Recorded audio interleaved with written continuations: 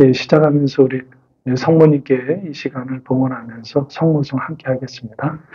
성부와 성자와 성령의 이름으로 은총이 가득하신 마리아님 기뻐하소서.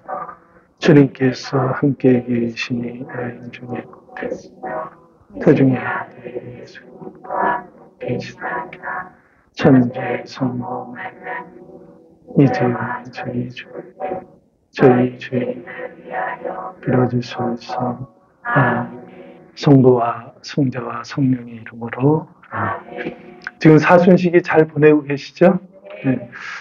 오늘 수녀님께서 마리아 학교 피정 강의 주제를 저에게 주셨습니다. 그 주제가 봉헌에 대한 부분이에요. 여러분들이 대부분이 이제 성모님 또 마리아 학교 이미 졸업하신 분도 계시고 지금 교육도 받고 계신 분이 계실 터인데, 성모님 특별히 우리가 봉헌하면은 바로 떠오르는 게 성모님이죠, 그죠? 네, 그래서 봉헌의 의미 우리가 함께 좀 이렇게 바라보고 싶습니다. 특히 사순 시기 동안에 우리가 제수요일부터 우리가 사순을 시작을 했는데, 사순은 한자가 40이라는 숫자라는 거 아시죠? 그 기간 동안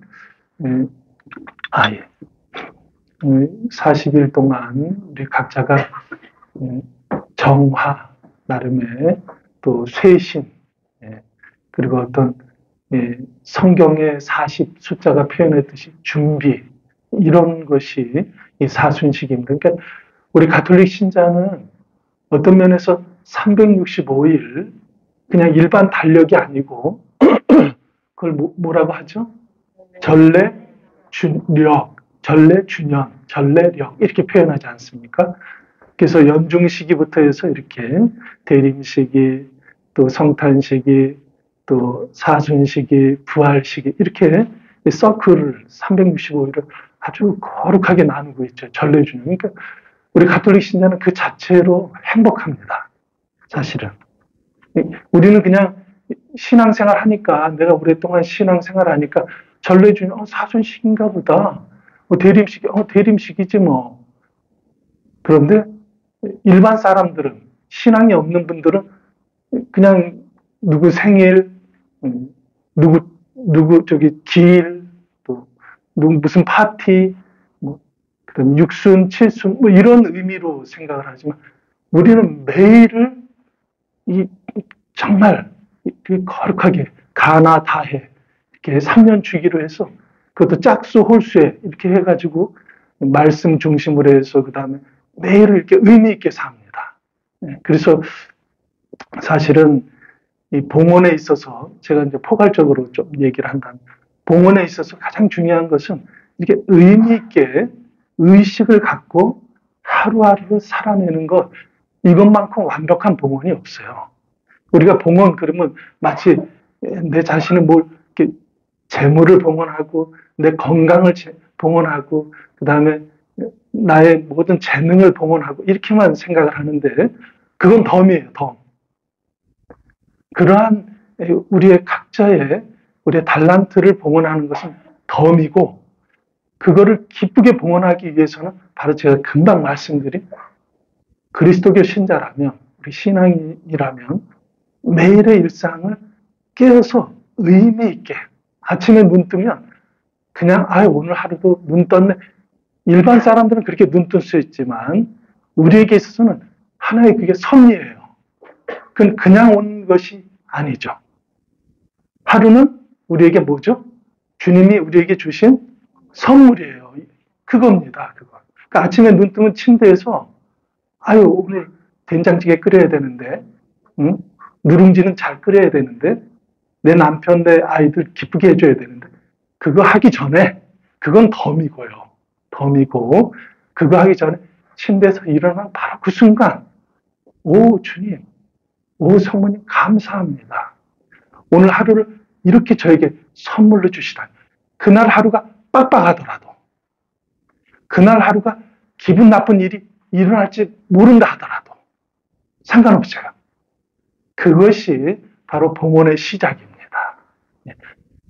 그러한 어떤 그 베이스, 영적인 기본 바탕이 되어질 때 내 재능을 기부하고 어디 가서 봉사하고 마리아 학교에서 기쁘게 내 시간을 또 쪼개서 공부하고 이런 것이 그건 덤이고 네. 이해되시죠? 그래서 우리 신앙인은 일상의 매 순간을 봉헌하는 것이다. 그것도 아주 기쁘게 하느님 섭리. 그래서 제가 항상 말씀드리는 게 있습니다. 우리 신앙인에게 있어서 우연은 없다. 모든 것이 뭐라고요? 섭리. 필연이라고 우리 표현도 할 수 있고 섭리라고 우리 신앙인은 표현합니다. 섭리예요. 우연은 없어요. 모든 것이 내가 길을 가다가 돌불에 넘어져도 아이쿠 하게 했을 때 신앙 없는 사람들은 아예 재수없어 이렇게 할 수 있는데 우리는 아이고 주님 무릎이 안 깨졌네요. 이게 같은 사건이지만 그냥 우연을 볼지 섭리를 볼지 천지 차이입니다. 인생의 빛깔이 달라지는 거예요. 그래서 먼저 봉헌이라는 주제를 가지고 시작하면서 나의 모든 것, 일상을 하느님 안에서 깨어서 이렇게 바라보는 것, 이것이 가장 봉헌의 베이스이다, 기초이다, 여기서 출발된다 이렇게 말씀을 드립니다. 그런 면에서 사순 시기에 우리가 40일 동안 그러면 엄청나게 봉헌할 게 많죠? 네. 저는 제 수요일 날 출발하면서 세 가지를 이렇게 나름으로 주님 이번에 한번 이거 이렇게 당신께 봉헌하면서 해보겠습니다. 했습니다. 다 말씀을 못 드리고 두 가지만 말씀드리면 하나는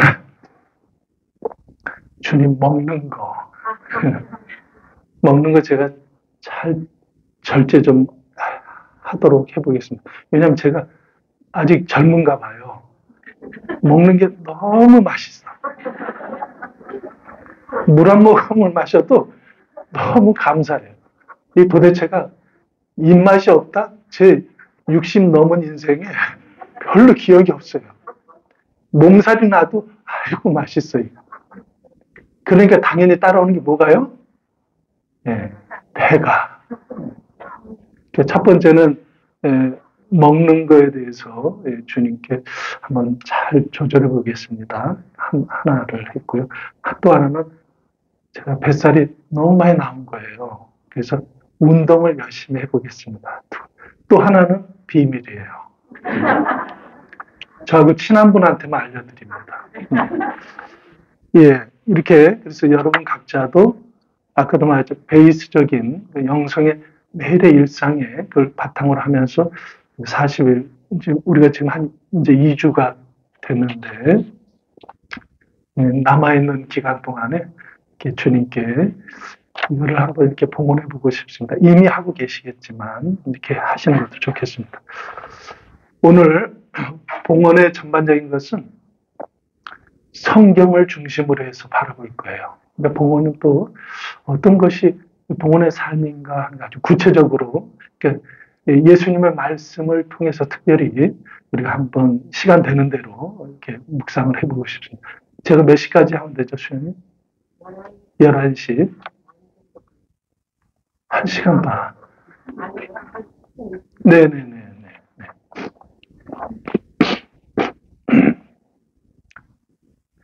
이제 봉헌은 이제 성경 전체에서 이제 드러나고 있는 것이 뭐냐면, 그거는 힘들 때도 봉헌을 하지만, 거기는 마음이 실린다. 마음이 실려 있는 것. 그 최고의 봉헌은 우리 자신의 존재를 이렇게 하느님께 있는 그대로 내어드리는 거예요. 제가 표현했습니다. 내어드리는데 있는 그대로예요. 아주 자연스럽게. 예. 그래서 그러니까 우리 존재를 하느님께 각색할 필요가 없다. 예. 봉헌의 것은 그러니까 날것을 이렇게 가끔 우리가 표현하죠. 이렇게 표현들이 있지 않습니까? 날것을 생생하게. 그러니까 우리의 장점, 우리의 단점. 그러니까 하느님께 장점만 봉헌하는 게 아니에요. 우리의 장점, 우리의 단점. 나의 아킬레스건, 나의 약점까지도 아주 날것으로 그분께 이렇게 항상 이렇게 내어드리는 것, 마음을 실어서 이걸 우리가 봉헌이라고 할 수 있습니다. 봉헌에 그래서 달인이라고 하면 누구에서 당장 떠오르는 게 누구죠? 성모님이에요. 여러분들 이제 성모님의 제자들이시니까 저도 그렇고 성모님은 봉헌의 달인입니다. 예. 뭐 음식 만드는데 달인처럼 성모님 봉헌의 달인이에요. 네. 그분만큼 완벽하게 봉헌을 하신 것이 없죠. 가브리엘 천사 우리가 잘 알듯이 방문했을 때 제가 어떻게 남자를 알지 못하는데 성모님은 물었어요. 이게 성모님의 날 것이에요. 우리는 성모님 무조건 순명한다. 아니요. 확인하고 순명하는 거예요. 이게 신앙이 아주 중요한 요소입니다. 맹목적이지 않다. 늘 제가 말씀드리지 않습니까? 성모님에 대해서 우리가 자칫 착각을 하는데 아니요. 성모님은 지성적이고 분별력 있고 정확합니다. 그분은 알아듣지 못하는 것은 마음에 새기지만 그러기 위해서 물었어요. 물을 때. 그래서 우리도 신앙이 성숙해지는 단계는 뭐냐? 물을 줄 알아요. 이게 성모님의 날 것이에요. 이분이 믿음이 없기 때문이 아닙니다. 성모님의 인품이에요. 인품. 모르면 묻는다. 하나님께 또 누구에게, 친구에게, 신부님에게, 수녀님에게 묻는다. 길을 가다가 모르면 물으세요. 어떤 분들은 저는 참 좋은 성격인가. 제 자랑이 아니라. 저는 낯선 길을 가면 무조건 묻습니다. 근데 어떤 분들은 자존심이 있어서 같이 가는데 왜 묻냐? 그냥 찾아가재. 막 뺑뺑 돌고 막 헤매는 거예요. 무조건 묻습니다. 그러니까 아주 중요하다. 묻는 거. 그랬을 때 가브리엘 천사가 엘리사벳, 친척 엘리사벳을 표징으로 얘기하죠. 그때서야 그러면서 가브리엘 천사가 결정적인 말을 하지 않습니까? 하느님께는 불가한 것이 없다. 이거 우리의 화두예요. 성모님의 제자들의 화두입니다. 이걸 절대 우리 마음 깊은 곳에 심고 사셔야 돼. 하느님께는 불가능한 것이 없다. 이거 예수님이 공생활 동안요, 공생활 내내 드러내신 그 기적들, 그 믿음에서 나오시는 건데 뭐죠? 아버지는 불가능한 것이 없다. 이 차원에서 행하신 겁니다. 그래서 이거는 우리의 불교에서 표현했듯이 화두예요, 화두. 우리의 가슴 깊이 심어야 됩니다. 그때 이 말을 듣고 성모님이 순명하면서 봉헌을 하죠. 보십시오. 저는 주님의 종입니다. 말씀하신 대로 저에게 이루어지길 바랍니다. 그때 삼위일체 하느님이 어머님 태에 머무시는 거죠. 하느님이 잉태됩니다. 여기서 성모님의 여기서 봉헌의 어떤 그 특징을 본다면 내 뜻이 있어요. 난 남자 알지 못해요. 그건 불가능합니다. 라고 생각했던 내 뜻을 통과하면서 누구 뜻에 맞추죠? 하느님 뜻에 맞춰가요. 이게 봉헌의 기본, 이게 또 하나의 영성입니다. 우리가 내 뜻이 있어요. 우리가 뜻이 없으면 어떻게 세상을 삽니까? 내 의지가 없으면, 내 성격이, 내 기질이 없으면 어떻게 세상을 살아요? 우리 다른 곤조가 있어야지. 네. 심지가 있어야지. 내 색깔이 있어야지. 있어야 돼요. 중요한 거는 그런 색깔이 나쁘고 좋다라고 판단할 것이 아니라 그것을 그냥 고집스럽게 완고하게 하는 것이 아니고 알아들었을 때 하느님 뜻에 맞춰가는 것. 그럼 꽃피어나는 거예요. 성모님처럼 꽃피어나고 베네딕토처럼 꽃피어납니다. 여기 마리아처럼 꽃피어나고 스테파니아처럼 꽃피어나요. 닮지 않습니다. 이 봉헌은 닮는 것이 남하고 비교할 필요, 영성은 절대로 남하고 비교하는 것이 아니죠. 마찬가지입니다. 그래서 우리 각자가 타고난 그 날것의 모습을 내 뜻이 있지만 기도하고 묻고 해서 이게 하나님 뜻이네 알아들었으면 거기에 맞춰서 봉헌하는 것. 예, 이게 성모님께서 그런 부분에 있어서 아주 달인이셨습니다. 성모님이 발현할 때마다 지금도 메주고리에서는 계속 발현하시죠. 예, 아직도 그 조사팀이 파견돼서 검사를 하고 있습니다만 발현이 끝나야 이것이 공적으로 성모님의 발현인지 아닌지 이게 결정을 내리는 것이죠. 그래서 지금은 거기 주교님이 담당 관할 주교님이 순례를 허락합니다 해서 하는 거예요. 그래서 지금 성지순례를 메주고리를 갑니다. 저도 다녀왔어요. 다녀왔는데 어쨌든 성모님이 곳곳에서 루르드에서 파티마에서 반느에서 스페인의 신비로운 장미를 또 통해서 메주고리에서 성모님이 발현할 때마다 공통적인 게 있죠. 공통적인 메시지가 있습니다. 그때그때 조금씩 다르긴 하지만 공통적인 메시지가 있어요. 제가 이렇게 쭉 보니까. 뭐죠? 너 자신을 나에게 뭐예요?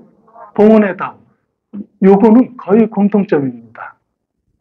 거의가 아니라 아주 다, 마지막에 성모님이 발현해서 발현의 의미를 우리에게 이야기할 때 너를 나에게 봉헌해, 내가 너를 쓸 수 있도록 봉헌해다오. 이렇게 표현을 하세요. 왜 그렇죠? 우리가 그래서 성모님을 통해서 우리 자신을 하느님께, 우리가 다이렉트로 하느님께도 봉헌할 수 있습니다. 우리 자신이 기도하면서 다이렉트로 하느님께 이렇게 삼위일체 하느님께 봉헌할 수 있어요. 그런데 또 우리는 놀랍게도 영성의 길잡이가 성모님이지 않습니까? 그래서 성모님과 함께 그분의 인격에 기대어서 봉헌할 수 있어요. 두 가지 방법이에요. 개신교는 다이렉트로 하니까 너무 좋다 이렇게 하죠. 근데 우리 가톨릭은 안전한 봉헌인 성모님을 우리는 어머니로 모시고 있어서 그분과 함께 봉헌하는 거예요. 출발선이 다릅니다. 개신교 같은 게 조금 바깥으로 좀 겉으로 갈라지면서요. 개신교 같은 경우에는 성모님을 동정으로 하느님을 잉태할 때만 인정을 해요.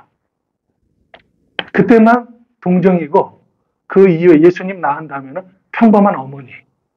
그래서 자식 낳고 아들 낳고 딸 낳고 이렇게 그냥 요셉하고 성생활하면서 사신 분인데 뭐 이렇게 그렇게 합니다. 그래서 어머니 그 동정 잉태 때만 얘기를 하고 그 다음에는 어머니에 대해서 터부시해요. 많이 바쁘시네. 밖에서 빨리 전화 한번 받아보세요. 바쁘신 것 같아요. 근데 우리 가톨릭은 아니죠. 자, 보십시오.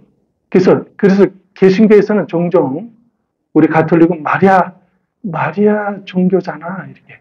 마리아를 신으로 모시잖아. 우상숭배적으로 표현으로 이렇게 합니다.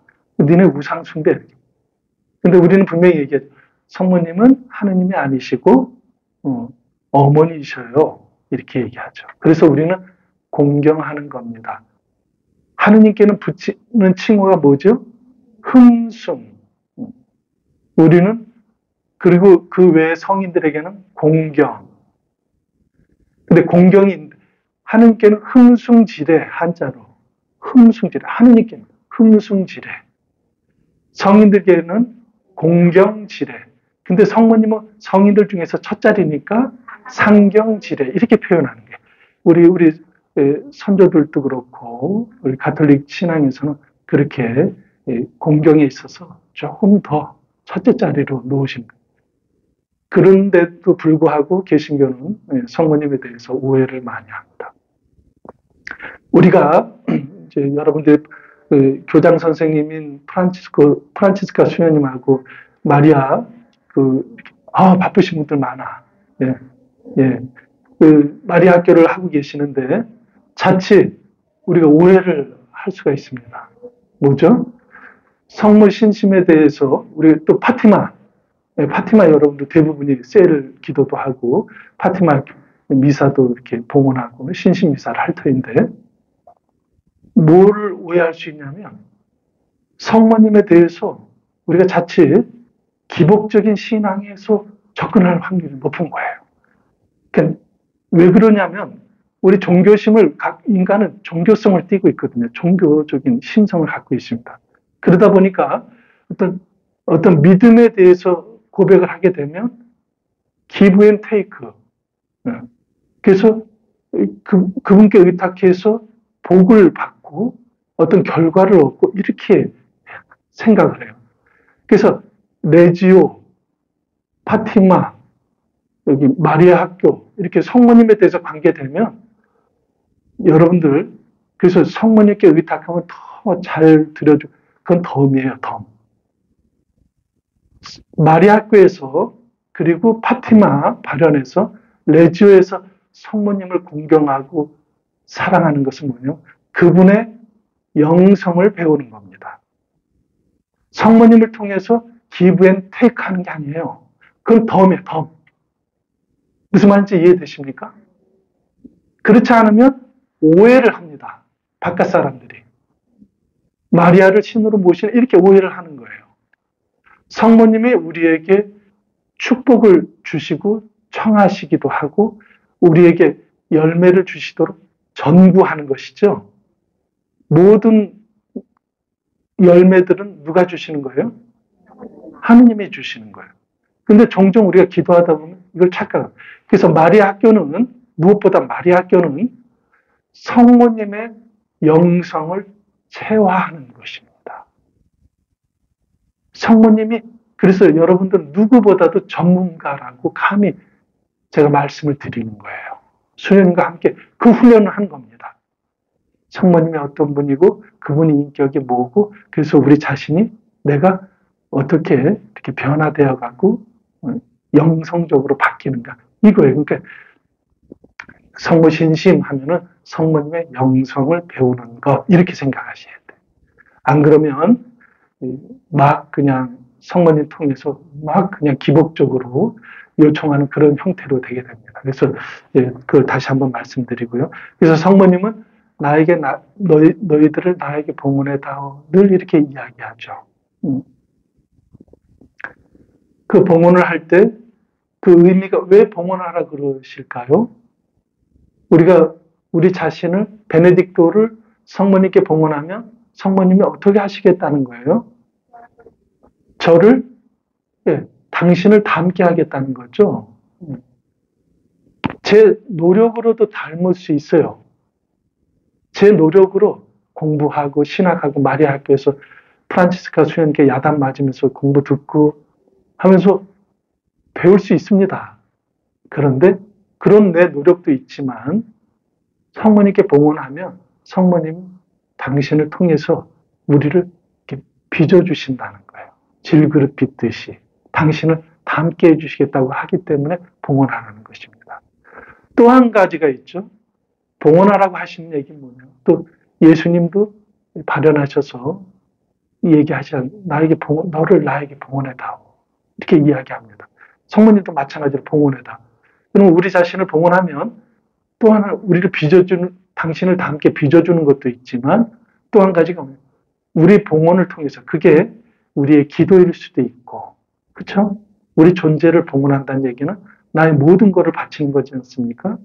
내 건강 또 내 기도 나의 지식 이 모든 걸 봉헌할 때 하느님 쓰신다는 거예요. 어디로 쓴다고 그러죠? 우리가 묵지기도 열심히 하면 어디다 쓰신다고요? 세상에 세상의 평화와 구원을 위해서 파티마 세계사도직은 목적이 그겁니다. 묵지기도 하고 자기를 봉헌하자. 티옵스의 성심 담고자 봉헌하지 않습니까? 그러면 내 봉헌을 통해서 하느님께서 신비롭게 어디다 쓰시는지 우리는 알 수 없지만 신비롭게 세상 어느 곳인가 죄인들의 회개를 위해서 세상의 구원을 위해서 고통받는 이들을 위해서 우리가 지안을 두는 거 있지 않습니까? 거기에 쓰시는 거예요. 그래서 그러한 의미에서 우리가 당신께 봉헌해다오 이렇게 얘기하는 겁니다. 그래서 우리 자신은요, 제가 언제 서울 성모병원에 있지 않습니까?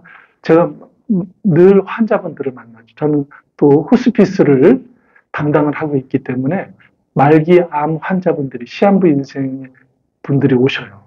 그분들에게 기도 방문을 갑니다. 또 병자성사도 주고 또 고해성사도 주고 이렇게 하는데 이제 얼마 남지 않은 분들인데 의식이 없는 분들은 어쩔 수가 없죠. 왜냐하면 이제 몰핀을 이렇게 안정제를 이렇게 통증 완화를 해주기 위해서 이렇게 조금씩 놔드리거든요. 그런 경우 말고 정상적으로 이렇게 의식이 있으실 때 대화를 하고 하면 제가 꼭 얘기를 합니다. 힘드시죠? 마리아 씨 힘드시죠? 힘내십시오. 그리고 최선을 다해서 치료받으세요. 얘기합니다. 끝까지 최선을 다하십시오. 네, 주님 만날 때까지. 그것이 일주일일지 하루일지 몰라요. 그분들에게는 예정이 없습니다. 그래서 그분들에게 마지막 순간까지 최선을 다하십시오. 얘기해. 그리고 또 하나 제가 말씀드리면 지금 아프시죠? 울렁거리시죠? 물도 못 삼켜요. 단계가 가면 마지막에 침도 안 들어갑니다. 이게 그냥 생으로 견디는 거야. 암 환자들은 다 그러합니다. 대부분이. 생으로 견디실 때, 그러니까 내가 이렇게 고통받아서 뭐하나 대부분 그렇게 생각해요. 내가 살아서 이게 뭐야? 삶의 질도 없고 가족들이 막 사랑하고 막 주물러주고 이렇게 해도 고통을 그대로 자기가 겪기 때문에 그때 제가 얘기를 해요. 마리아 씨, 지금 고통스러운 이 침상에서 느껴지는 모든 것들을 하느님께 기도로 바치십시오.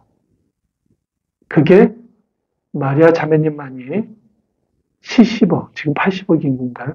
지구상의 70억 인구 중에 유일하게 바칠 수 있는 기도입니다. 처음 알아듣는 거죠. 자기는 고통이 싫고 무의미하고 침대에서 24시간 내내 견뎌야 되고 또 오줌 기저귀 해야 되고 정말 삶의 지밀이 형편없는 몰골이 막 그렇게 하고 하는데도 제가 이야기해요. 패러다임이 바뀌는 거예요. 눈이 반짝반짝해집니다. 네? 제가 기도할 수 있다고요? 예. 주사 맞을 때 아프고 약이 들어올 때 울렁거리고 물 못 넘기고 그 모든 것들을 기도로 바치십시오. 세상의 평화를 위해서, 죄인들의 회개를 위해서, 그리고 가족분들의 축복을 위해서 쓰세요. 주님, 성모님은 쓰십니다. 이렇게 얘기합니다. 그러면 달라져요. 그러면 얼굴빛이 또 달라지시고요. 그때부터 의미 있게 그 침상에서 봉헌에 누구도 해줄 수 없는 아주 절절한 기도를 바치기 시작하는 거예요. 그러합니다. 그걸 아주 여러 번, 정말 많은 분들 체험하고 있습니다. 또, 이제, 복음에 이제 좀 들어가서요. 봉헌의 대표적인 것을 또 드러내주는 하나의 사건이 있죠. 예수님이 첫 번째 기적을 어디서 행하시죠? 카나의 혼인잔치에서 행하시지 않습니까? 그때 제일 먼저 포도주가 떨어진 걸 성모님이 발견했죠. 그때 성모님이 예수님께 와서 포도주가 떨어졌다 얘기했습니다. 예수님, 그게 나하고 무슨 상관이에요? 아직 제 때가 아닙니다. 했어요. 근데 성모님이 보여주신 태도를 보십시오. 그 일꾼들한테 그가 시키는 대로 무엇이든지, 표현이 그렇게 돼요. 무엇이든지 그가 시키는 대로 하여라. 이렇게 얘기합니다. 그래 놓고는 휙 도망가세요. 그러니까 예수님이 아마 관상을 해보면 눈이 휘둥그레졌을 거예요. 아니, 어머니 제가 분명히 안 된다고 얘기했는데 속으로 왜 그러세요 진짜? 해놓고는 야, 난감하다. 할 수 없군. 우리 어머님이 원하니까. 라고 예수님도 성모님 때문에 결심을 하는 거예요. 당신의 계획을 바꾸지 않습니까? 그래서 우리가 성모님과 함께 기도하는 이유가 이 대표적인 사건이죠. 어쨌든 예수님이, 성모님이 얘기하는 거. 무엇이든지 그가 시키는 대로 하여라. 이게 본문의 아주 중요한 포인트입니다. 그때 저는 이 묵상에서 성모님도 묵상 또는 관상을 하지만 예수님 묵상 관상을 하지만 저는 일꾼들에 대해서 아주 재미있어요. 우리 일꾼들은 놓치기 쉽거든요. 잘 관상해 보십시오. 묵상해 보세요. 일꾼들은 일단 거기까지는 됐지 않습니까? 무엇이든 시키면 성모님이 얘기하니까 예 알겠습니다 했죠. 근데 예수님이 뭐라 그래요? 물을 독에 가득 부어라 합니다. 큰 항아리 6개. 그때 제자들, 뭐 하는 거야? 그런데 어떻게 하죠? 따라요. 성경에는 물론 자세하게 설명을 안 됐기 때문에 그렇지만 일꾼들이 한두 명겠어요. 서너 명이 야, 왜 물을 부으라는 거지? 포도주. 지금, 그런데 그 전제가 뭐였죠? 무엇이든지 시키는 대로 하라고 그랬으니까, 그래, 저기 마리아 어머니께서 하라고 그랬으니까 하자. 하고 물을 붓습니다. 예수님이 하라는 대로. 근데 거기까지는 좋아요. 물을 부으려니까 물 부은 거지 뭐. 근데 이제 퍼서 과반장에게 갖다 줘라. 네? 예. 일꾼들은 이게 당황할 수밖에 없어요. 그 물을 퍼서 과방장에 갖다 줍니다. 근데 물을 푸는데, 향기가 나. 향기가 나. 성경에는 표현 안 돼 있지만, 향기 맡을 수 있죠? 못 맡으셔. 묵상 관상에 들어가면 향기가 막 나요, 그냥. 향기롭게. 왜냐하면, 과방장이 얘기했지 않습니까? 이렇게 좋은 포도주, 이렇게 표현했잖아요. 그러니까 당연히 그게 전제되어 있는 것이죠. 물을 분명히 부었는데, 일꾼들은 퍼서 과방장에 가는데, 향기가 나, 물이. 빛깔도 불그레, 백포도주는 아닐 거라고 생각해요. 불그레하게 바뀌는 거. 물이 주인을 만나니 얼굴이 붉어졌다. 그 유명한 시 아시죠? 네. 예. 그래서 과방장에 갔을 때 그 물을 먹고 그 포도주를 먹고 놀라운 탄성을 하죠. 그렇습니다. 봉헌은 이것이지요. 우리의 계획이 있지만 주님께 또 거기 그대로 모든 것을 그분이 하라는 대로 하여라. 그분이 하라는 대로 따라라 했을 때 묵묵하게 그를 따라가는 것. 이것도 기본적으로 봉헌의 아주 중요한 영성적인 하나의 요소라고 할 수 있습니다. 그 다음에 이제 우리가 복음에서 또 하나의 사건에서 봉헌을 이렇게 묵상할 수 있는 게 뭐냐면 세례받는 장면이에요. 예수님이. 예. 그때 세례자 요한에게 예수님이 갔을 때 세례자 요한이 어서 오시오 하고 그냥 줬습니까? 아니죠. 세례자 요한은 뭐가 머물러 계셨어요? 성령에 충만하게 머물러 계셨다고 했습니다. 그래서 이미 광야 때부터 소명을 받았지 않습니까? 광야 생활할 때부터. 그래서 성령이 네가 물로 세례 운동을 벌릴 때 성령이 그에게 머물러서 내려오는 바로 그가 너가 준비하고 예비했던 바로 그 메시아이다 하는 것을 성령을 통해서 알고 있었어요. 마찬가지로 예수님 봉헌했을 때 그 성전에 누구였죠? 아기 예수님 봉헌했을 때 시메온 거기도 나오죠. 그리고 안나도 나오고 80이 넘은 두 분은 시메온도 성령이 충만하게 두 분 다. 그래서 내가 죽기 전에 메시아를 볼 것이다 라고 한 그거를 알았지 않습니까? 그러니까 세례자 요한도 마찬가지예요. 세례 사건 때 그래서 예수님 왔을 때 벌써 알아보는 거예요. 세례자 요한이 예수님 만난 게 언제죠? 첫 번째 만남. 태에서 만났지 않습니까? 세례자 요한이 6개월 형이에요. 예, 엘리사벳 어머니 뱃속에 있을 때 성모님이 6개월 전에 가시지 않습니까? 그래서 두 분이 만난 거예요. 그래서 6개월 형입니다. 알아보는 거예요. 이 두 번째 만남이 공적으로 성경상으로 나타나는 거예요. 그때 세례자 요한이 알아봐요. 성령에 의해서. 저에게 세례를 받으려고 그래. 안 됩니다. 제가 당신께 세례 받아야죠. 당신은 죄가 없는 분인데요. 왜냐하면 죄인들의 회개 운동이 죄인들의 회개를 위해서 했던 것이거든요. 그러니까 예수님은 세례자 요한을 알아보는 게 이분은 죄가 없어요. 도리어 자기가 죄인이지. 세례를 주고 있는 자기가 죄인이. 그러니까 저에게 부어주세요. 예수님 뭐라 그래요? 아닙니다. 지금은 이대로 하십시오. 우리는 이렇게 해서 마땅히 모든 뭐요? 의로움을 이루어야 합니다. 이렇게 얘기해요. 이게 예수님 표현입니다. 마태복음이 3장 15절에 나와요. 다른 복음에는 이렇게 자세히 언급이 안 돼요. 공간복음에. 이 부분에서 의로움을 이루어야 됩니다. 라고 합니다. 의로움이 뭘까? 이렇게 묵상을 해보면 거기에 우리가 더 확대해서 바라볼 때 하느님의 계획이 이루어지는, 또 다른 표현으로 세례 성사가 이루어지는 거예요. 세례 성사가. 예수님이 그 관문을 여시는 겁니다. 곧 하느님의 자녀가 되는 첫 관문을 당신이 먼저 첫 발을 내딛는 거예요. 성사를 엽니다. 우리 교회 성사가 몇 개가 있죠? 7성사. 7성사를 받기 위해서 첫 번째로 통과해야 될 세례가 뭐예요? 세례성사. 그래서 세 가지, 7성사 중에 세 가지를 입문성사라고 그래요.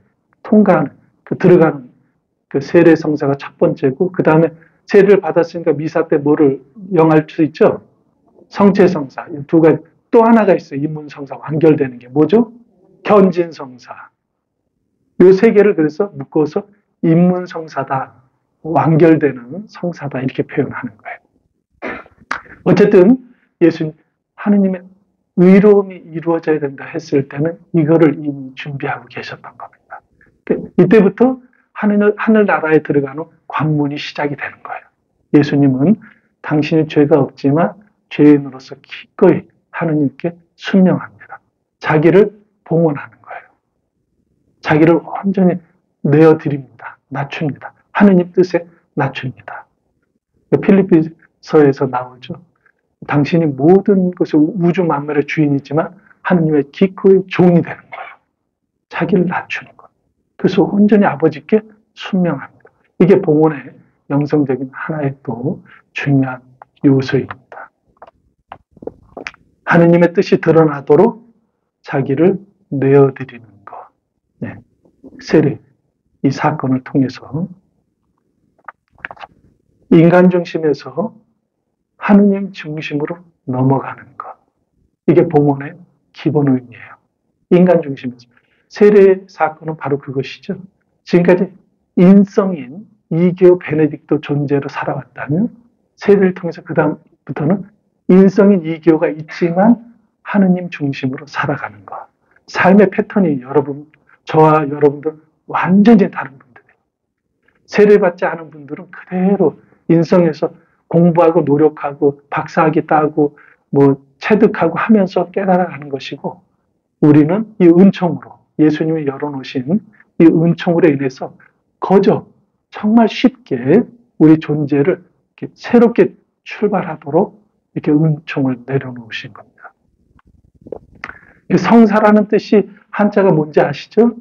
거룩할 성자의 일사자예요. 성사.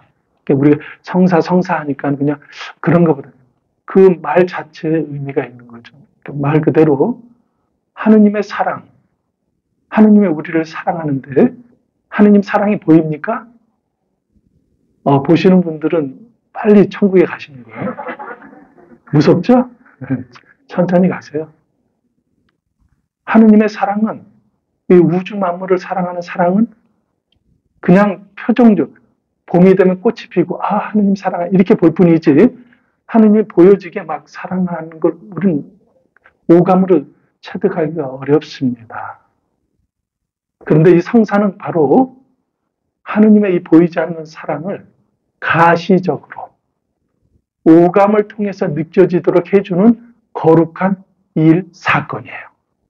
하느님. 그래서 세례도 하느님이 재료가 물이죠, 기름이죠, 안수죠, 촛불 켜고 흰 옷을 입혀주죠, 물에 풍덩 빠뜨리죠, 그 다음에 기도하죠. 그게 바로 그 모든 그 진료들, 세례에 쓰여지는 게 우리 오감으로 다 체험하잖아요. 하느님이 이토록 나를 사랑하시는 거예요. 이 체험을 하는 거예요. 그래서 실성사는 우리 삶에 태어나서 응애하고 태어나서 병자성사 죽기까지 이게 하나의 형태들이거든요. 결혼하면 혼인성사, 교회 독신으로 봉헌되면 성품성사, 아프면 병자성사, 그리고 매일 음식을 먹어야 되니까 성체성사, 예. 그리고 어린이 되는 거 견진성사. 이제 중요한 거 하나 있죠. 살다 보면 우리 몸에 육신에 영혼에 뭐가 묻죠? 때가 묻지 않습니까? 예, 죄스러움이 묻죠. 그래서 벗겨내는 게 무슨 성사예요? 고해성사. 예. 고해성사 때 개신교는 다이렉트로 통해 예배 때 막 울부짖고 하면 아이고 시원해. 이제 주님이 용서했지. 이렇게 했는데 중심이 자기에게 있어요. 미안한 얘기지만. 용서의 중심. 얼마나 소리를 더 크게 하느냐? 울부짖느냐? 가슴을 뜯느냐? 거기에 결정되는 거예요. 근데 우리는 그렇지 않죠? 담담하게. 비록 다 기억 못하고 고백 못했더라도 고해실에 들어가서 사제 입을 통해서 듣지 않습니까? 아, 자매님, 알루코시에 듣자. 아, 그렇군요. 힘들었네요. 그러면 하나님께서 용서하시니까 보석으로, 다 듣습니다, 우리. 청각을 쓰지 않습니다. 보석으로 묵주기도 한번 하십시오. 그 다음에 사제경 하죠. 나도 성부와 성자, 성령의 이름으로 자매님의 죄를 사합니다. 듣잖아요. 우리는 확인을 받습니다. 이거예요. 이게 성사입니다. 보이지 않는 하느님의 사랑. 이거를 오감으로, 아니 육감까지, 기쁨, 희열, 해방감, 이것까지 육감까지 느껴지도록 해주는 거룩한 일이 성사예요. 여러분들 복되죠? 아무도. 저 혼자만 지금 흥분하는 것 같은데.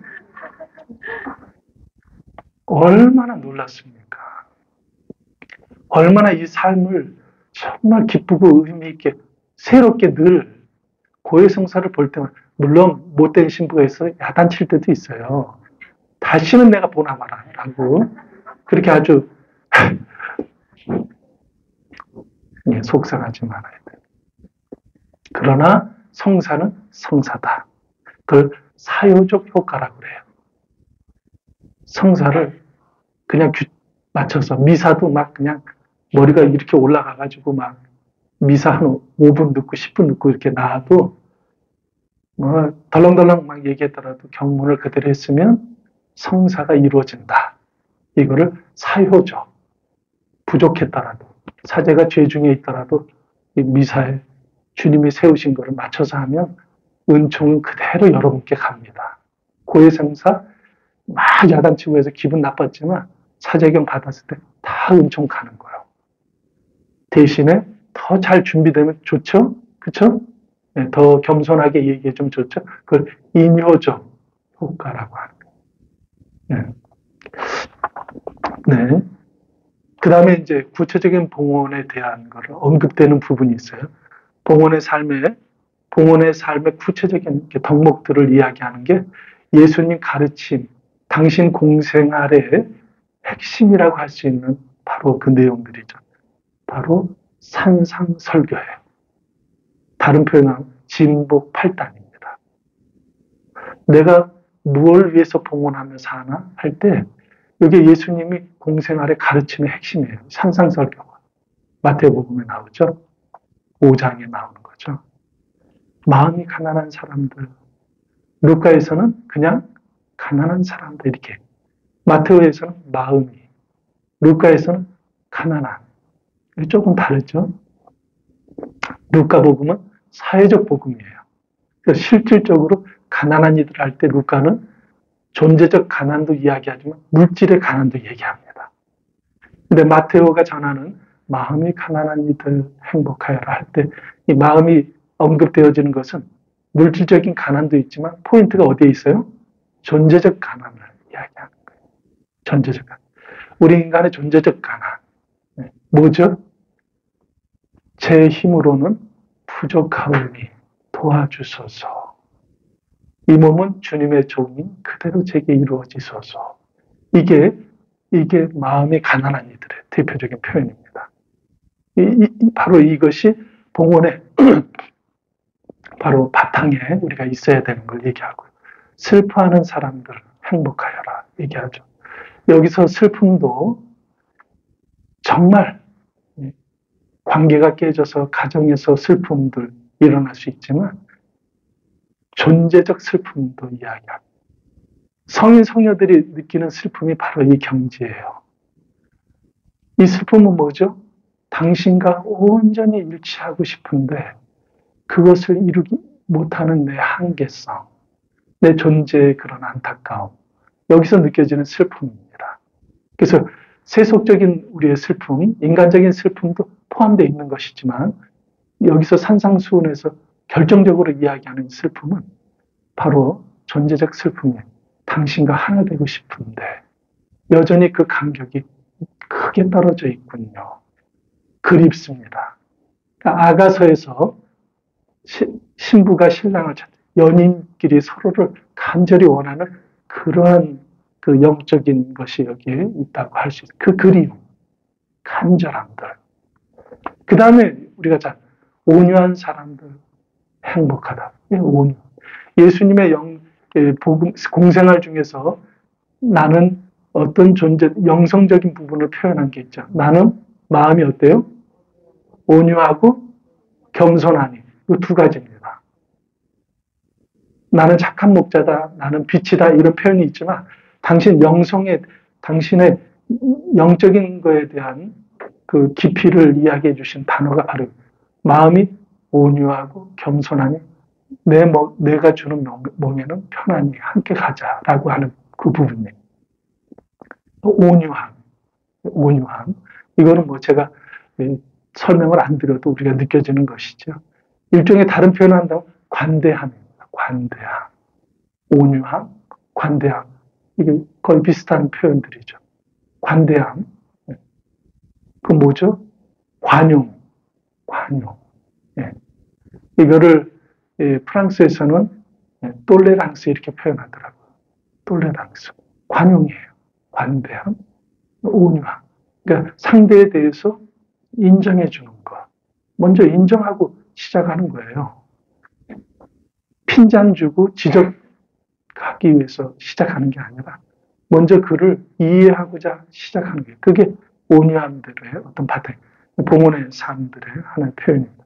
그리고 또 우리가 아는 의로움에 줄이고 목마른 사람들. 뭐죠? 열려있는 존재로 사는 것이죠. 의로움에 대해서 이루는 건 내 자신도 있지만 세상에 대한 의로움도 우리가 열려서 바라봐야 되는 거예요. 이게 우리 소명입니다. 나만 잘 먹고 우리 가족만 잘 사는 거 아니요. 세례받은 저를 포함해서 여러분 모두는 세례받은 그 순간부터 미션이에요. 파견입니다. 그래서 매 미사 때마다 미사 끝났으니 가서 뭐라 그래요? 복음을 전하십시오. 선포하세요. 이렇게 얘기하잖아요. 그리스도인은 존재적으로 미션이에요.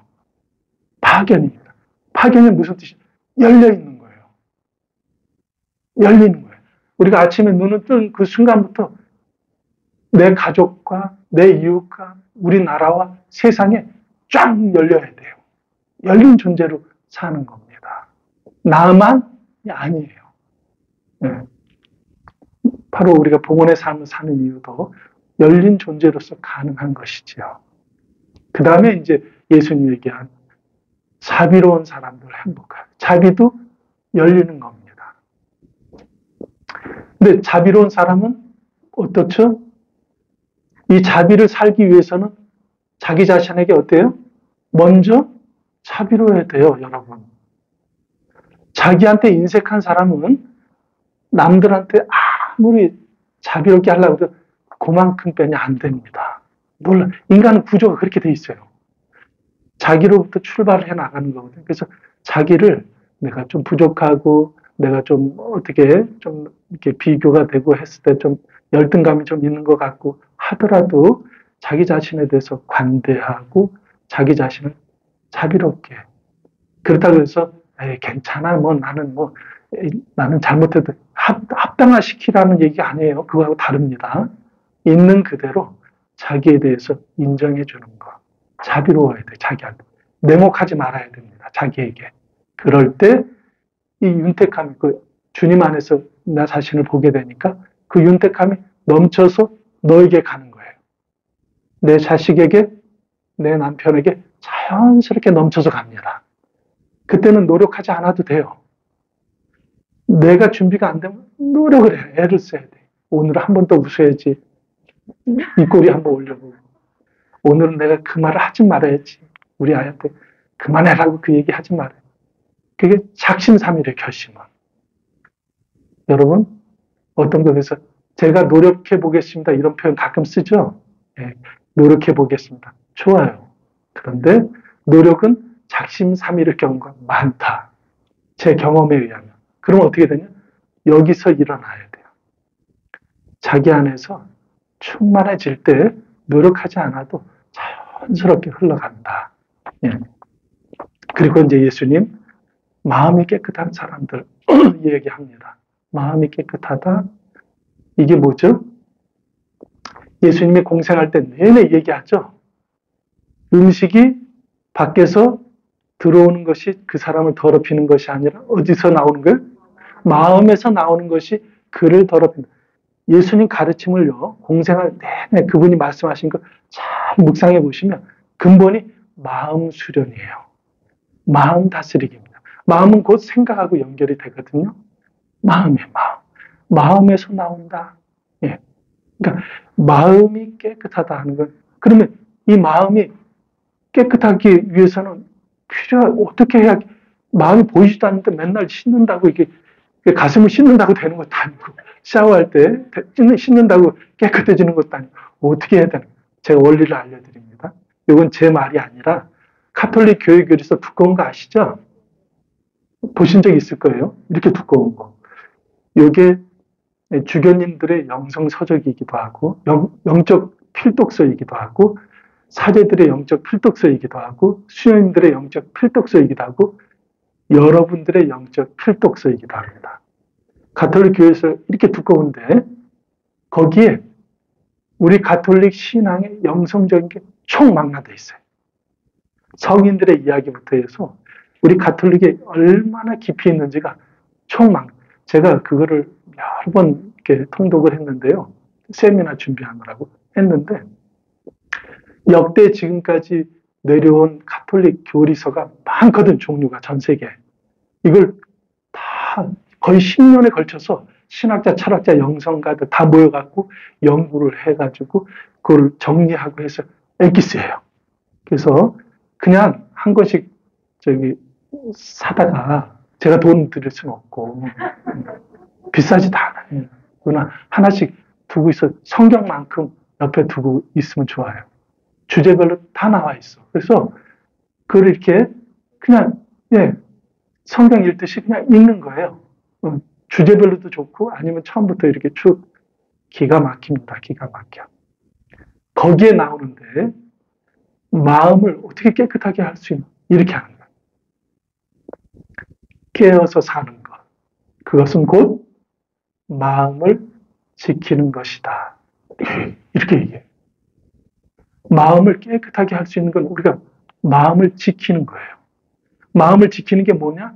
깨어서 사는 거예요. 리꼬르입니다. 그래서 예수님이 깨어서 준비하라고 늘 얘기하지 않습니까? 네. 근데 다른 게 아니었어요. 깨어서 사는 건 잠 안 자기 위해서 눈꺼풀 이렇게 키고서 밤새 하루만 버텨보세요. 여러분들 해롱해롱해. 그게 아니에요. 깨어서 사는 거는 마음을 잘 바깥으로부터 의식하면서 지키는 거예요. 그게 깨어 사는 것이고 바로 이것이 마음이 깨끗해질 수 있는 원리다. 예. 우리가 봉헌하는다 바로 이렇게 요런 마음들을 잘 가꿔서 주님께 내어드리는 것이죠. 그래서 그래서 일종의 수련입니다. 깨어 산다는 것은 하루아침에 그냥 깨닫는 것이 아니고요. 끊임없이 수련을 해야 돼요. 마음 바라보기를 저는 그렇게 마음 바라보기를 내 마음이 어떤가? 내가 무슨 고민을 하고 있지? 내가 지금 어디에 중심을 두고 하느님이 아니면 재물이야? 주식이야? 아니면 내 아이야? 이런 거 이렇게 쭉 바라보는 거. 그래서 좀 이렇게 벗어나 있다면 또 기도하면서 또 추스리고 이게 깨어 사는 원리다. 이게 이제 봉헌의 근본입니다. 그 다음에 산상수훈에서 의로움 때문에 박해를 받는 사람, 이건 똑같아요. 아까 열려있는 존재, 의로움, 정의, 의로움. 대사회적으로 열린 존재로 사는 것. 아까 자비하고 다 연관되는 대목이죠. 그리고 마지막에 당신 때문에 박해를 받으면, 모욕을 받으면 너희는 행복하다. 이렇게 표현합니다. 이거는 우리 초대교회, 우리 한국교회, 그리고 세계 곳곳에 교회가 시작되고 뿌리 내릴 때 이거는 그대로 드러나지 않습니까? 신앙 때문에, 예수님 때문에 박해를 받고 죽음을. 지금 시대에는 그런 형태, 우리나라에는 없어요. 근데 전 세계 곳곳에서는 지금도 있습니다. 평화신문, 가톨릭신문에 한 해에 순교하고 돌아가신 분들, 신앙 때문에 미사하다 폭탄 터져서 나이지리아, 캄보디아 이런 데서, 중동 이런 데서 이슬람 공격을 해서 또 예수님 선교사들, 수녀님들, 신부님들, 선교사들, 평신도, 그다음에 개신교, 그리스도교를 전하기 위해서 무자비하게 목이 참수되기도 하고, 그냥 온 고문을 당하고 시신이 강에 버려지고 길가에 버려지고 이런 게 지금도 통계가 나와요. 그래서 이번에 보니까는 작년 한 해 동안 공식적으로 신자들은 600몇 명이고, 다 신부 수녀 합쳐서.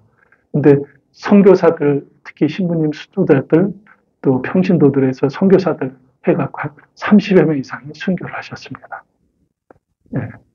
지금도 세계 곳곳, 대한민국은 다행히 그런 박해가 없죠. 그런 박해가 있다면, 물리적인 박해가 있다면, 여러분도 어떻게 박해할 당하실 수 있죠? 못해. 저부터도, 주님, 바늘로 한번 찔러도, 그런데 그것도 은총이에요. 우리 결심으로 통과하는 게 아닙니다. 그것도 은총으로 해요. 그때가 되면, 미리 염려할 필요 없어요. 그때가 되면, 주님께서 우리에게 힘을 주시겠죠. 벌써 저렇게 이제 곧 마무리해야죠, 그죠? 마지막으로 사실은 더 많은데 나중에 또 합시다. 기회 되면 주님의 기도, 마지막에 주님의 기도는 전체적으로 바로 봉헌의 삶의 그 총체적인 거를 기도로 엑기스화 시킨 거예요. 핵심을 이렇게 모아놓은 것입니다. 주님의 기도 구조는 알고 계시죠? 총 몇 가지 청원이 나오죠? 7가지 청원이 나오는 거예요. 7가지 청원. 기도니까 청원이 들어가는 것이죠. 그런데 앞에 3가지는 누구에 대한 청원이에요? 하느님에 대한 청원. 이게 지금 주님의 기도의 구조를, 뒤에 나머지 4가지는 누구에 대한 거예요? 우리 자신, 나와 우리 자신에 대한 거예요. 이게 구조예요. 예수님이 이 기도는 숨 쉬듯이 일상적으로 당신이 바쳤던 거예요. 아버지 앞에서. 아빠, 아버지 하면서 늘 이 단순하면서도 담백하면서도 완전한 기도를 늘 하고 계셨기 때문에 제자들이 느닷없이 저희도 기도하는 법 알려주세요 하니까 그냥 바로 쭉 얘기해 준 겁니다. 당신이 했던 기도이기 때문에. 근데 이 기도의 구조가 그런 거예요. 기도를 하는데 내 청원이 있어요. 오늘 빵을 많게 해주시고 내가 그 사람하고 갈등이 있는데 회개되게 내 청혼이 있지만 그거 하기 전에 먼저 뭐요? 하느님. 내 청혼은 좀 놔두고 막 바로 하고 싶은데 그건 좀 놔두고 먼저 하느님께 기도하는 거, 봉헌. 그분 뜻에 맞추는 거. 당신 뜻이 이루어질 그분 뜻에 맞추는 거예요. 내 청혼 전에 먼저 하느님께 찬미와 영광을 먼저 드리는 거죠. 그래 놓고 그 다음에 내 청혼을 이렇게 말씀을 드리는 겁니다. 이것도 봉헌의 하나의 아주 중요한 요소이죠.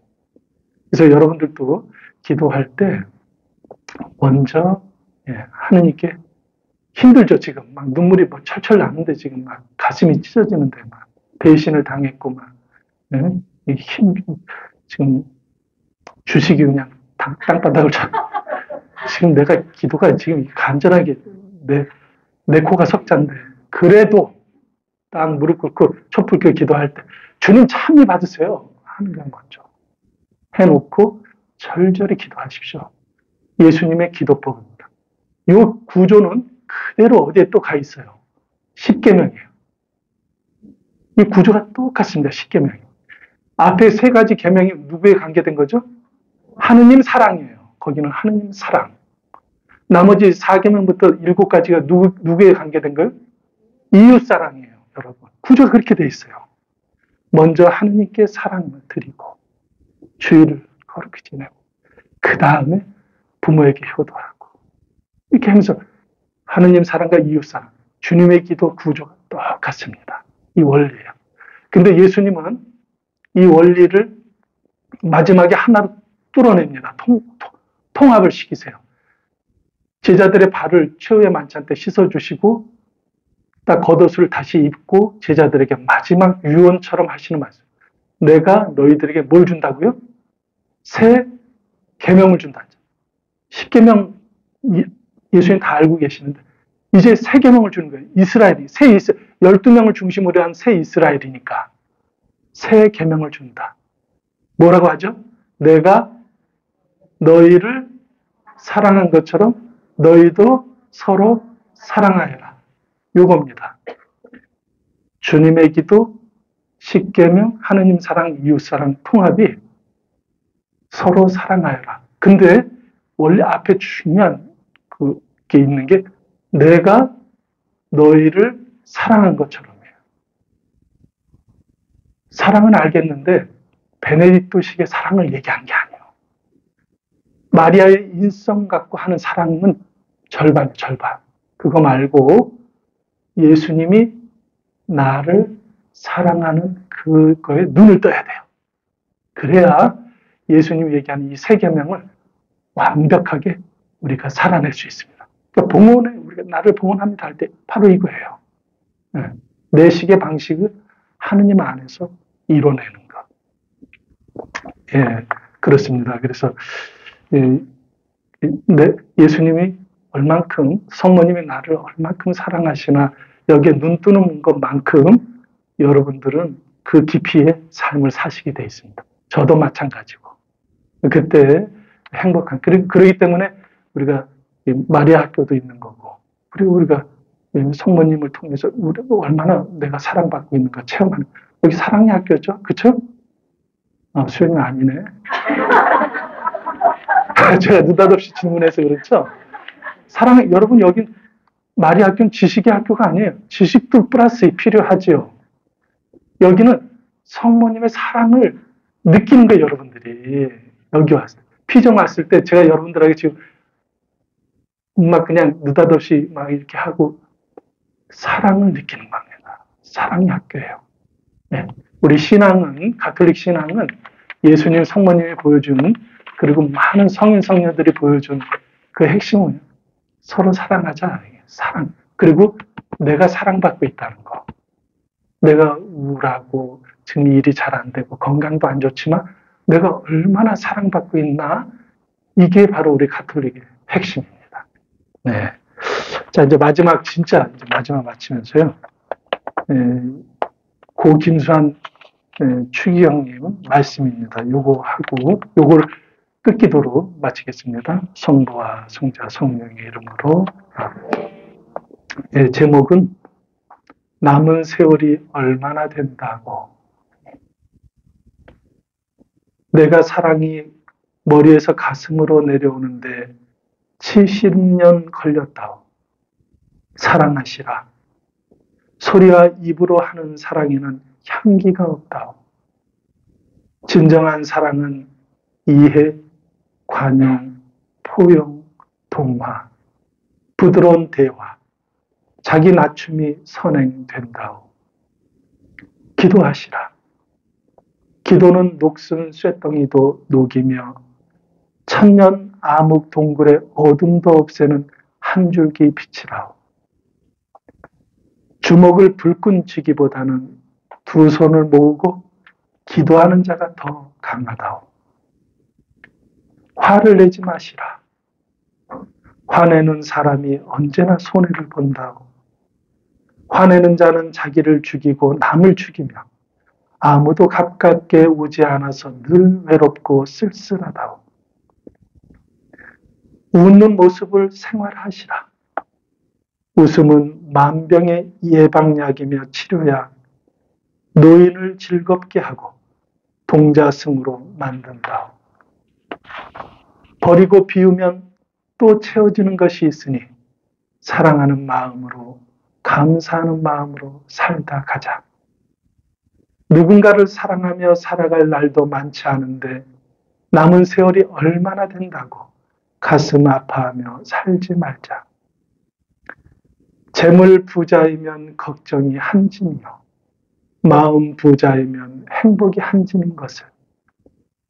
죽을 때 가지고 가는 것은 마음 닦는 것과 복을 지은 것뿐이라오. 누구를 미워도 누구를 원망도 하지 말자. 많이 가진다고 행복한 것도 적게 가졌다고 불행한 것도 아닌 세상살이. 가슴 아파하지 말고 나누며 살다 가자.